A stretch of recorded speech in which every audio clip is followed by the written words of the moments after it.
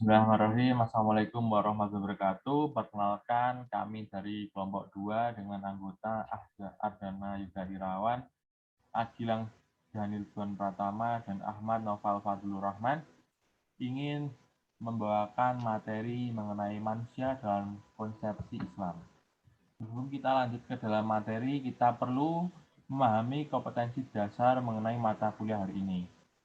Setelah mengikuti perkuliahan ini, mahasiswa diharapkan dapat memahami konsepsi manusia menurut Islam, tujuan penciptaannya, fungsi dan peran serta tanggung jawabnya sebagai khalifah dan hamba Allah, dan meyakini kebenaran konsep manusia menurut Islam serta menerapkannya dalam kehidupan sehari-hari.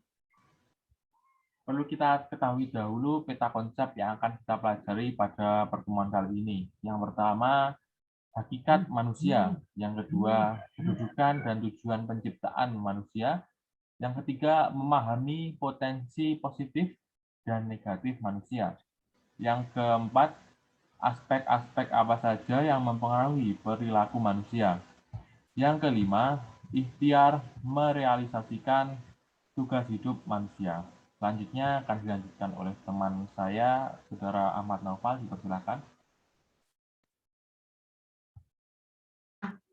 Hakikat manusia. Kecenderungan berkelompok tersebut menjadikan manusia berusaha mengenal satu sama lain, lalu mereka hidup berdampingan dan saling membantu dalam komunitasnya. Tak hanya itu, mereka juga saling ukhuwah Islamiyah atau persaudaraan antar sesama muslim, serta ukhuwah watoniyah atau persaudaraan antar warga bangsa.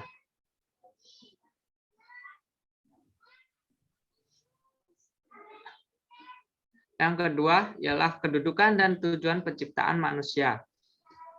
Dari kedudukan manusia sebagai insan dan basar, manusia merupakan makhluk yang dibekali Allah dengan potensi fisik maupun psikis yang memiliki potensi untuk berkembang. Allah juga menetapkan bahwa manusia dijadikannya sebagai makhluk yang paling sempurna keadaannya dibandingkan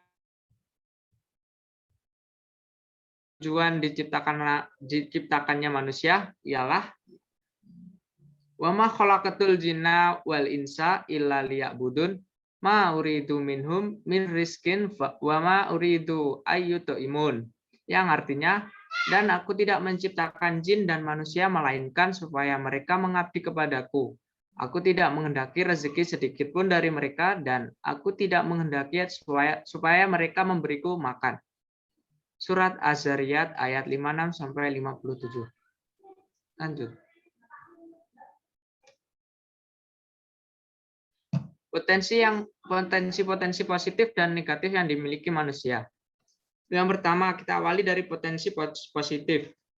Potensi positif yang pertama ialah manusia memiliki fitrah beragama tauhid, yakni bertuhan hanya kepada Allah, seperti yang diterangkan dalam surat Ar-Rum ayat 30. Fa'akim wajhaka lid-din hanifa fitratallahi lati fataror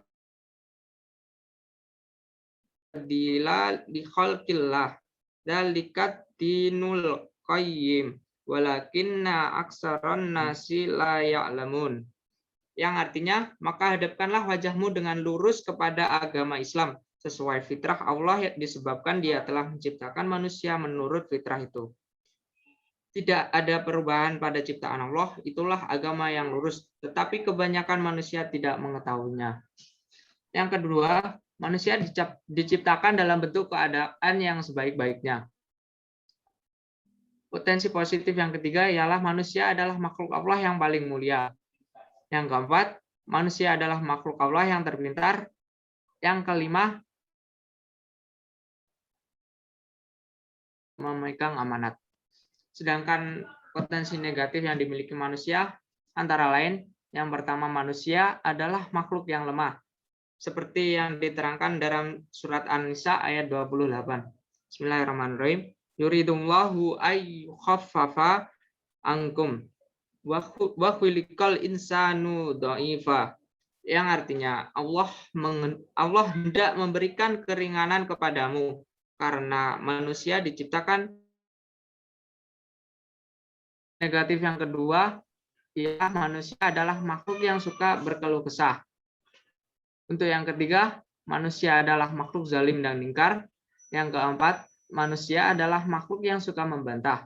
Yang kelima, manusia adalah makhluk yang suka melewati batas. Baik, selanjutnya akan dilanjut oleh teman saya, Gilang Pratama. Silahkan.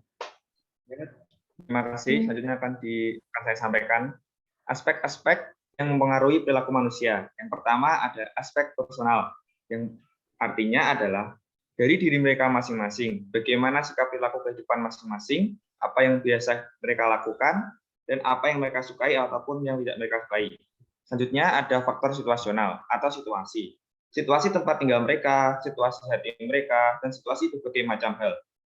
Selanjutnya, ikhtiar merealisasikan tugas hidup manusia. Yang pertama ada ilmu yang memadai.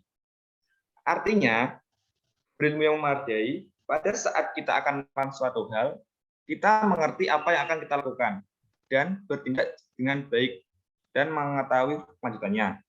Selanjutnya adalah bertindak secara nyata, artinya tidak hanya dalam pikiran ataupun mulut, namun dalam kehidupan nyata. Yang ketiga yaitu mencari lingkungan yang baik. Kita diwajibkan sebagai seorang manusia memiliki teman yang baik, keluarga yang baik, ataupun saudara yang baik.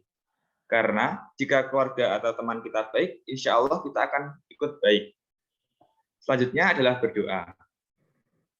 Hal yang sangat penting adalah berdoa. Karena sesuatu hal apapun yang kita mulai harus diawali dengan berdoa. Bahkan Nabi selanjutnya adalah menjaga hati. Menjaga hati merupakan hal yang sangat sulit.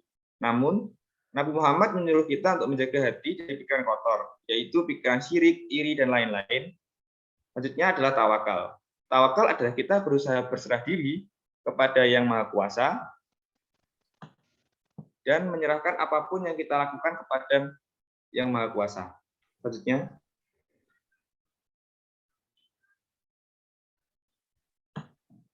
nah, yang terakhir adalah kesimpulan. Kesimpulannya adalah, manusia dalam konsepsi Islam memiliki tugas sebagai Abdullah dan Khalifah.